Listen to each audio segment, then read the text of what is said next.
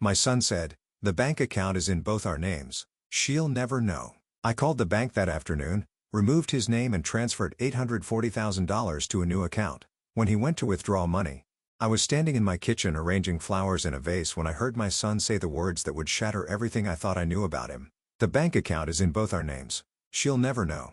He was in the living room just around the corner, his voice low but clear enough to reach me. My hands froze on the stem of a white lily. My heart stopped. And in that moment, I understood that the child I raised, the man I trusted with my life savings, was planning to rob me blind. I called the bank that afternoon, removed his name, and transferred $840,000 to a new account. When he went to withdraw the money 3 days later, he found nothing but a balance of 17 cents. My name is Diane Patterson. I'm 72 years old, and this is the story of how I learned that sometimes the people who hurt you the most are the ones you gave life to. Let me take you back to the beginning. Because this story doesn't start with betrayal. It starts with love. It starts with hope.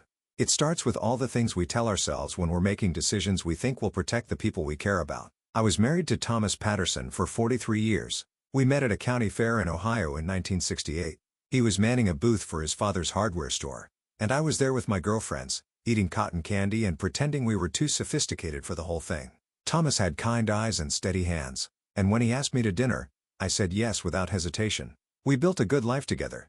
Not a fancy one, but a solid one. Thomas worked his way up from store clerk to district manager for a regional hardware chain. I taught 3rd grade at Lincoln Elementary for 37 years. We lived in the same house in suburban Cleveland for 4 decades, raised 2 children, and saved every penny we could. Our daughter Jennifer was born first. She was always independent, always driven. She became a nurse, married a good man named Michael, moved to Seattle, and gave us 2 beautiful grandchildren. We don't see them as often as I'd like, but we video chat every Sunday, and she calls me on Wednesdays just to check in. Then there was Kyle. Kyle was our second child, born 3 years after Jennifer.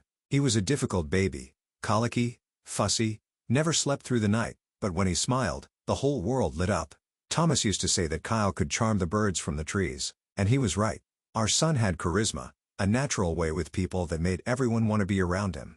But charm, I've learned, can be a dangerous thing when it's not paired with character. Kyle struggled in school, not because he wasn't smart. He was plenty smart when he wanted to be, but because he never saw the point in applying himself. Why study for a test when you could talk the teacher into giving you extra credit? Why work a part-time job when you could borrow money from your parents? Why face consequences when you could smile your way out of them? Thomas and I made excuses for him. That's what parents do, isn't it? We told ourselves he was creative, that he marched to the beat of his own drum,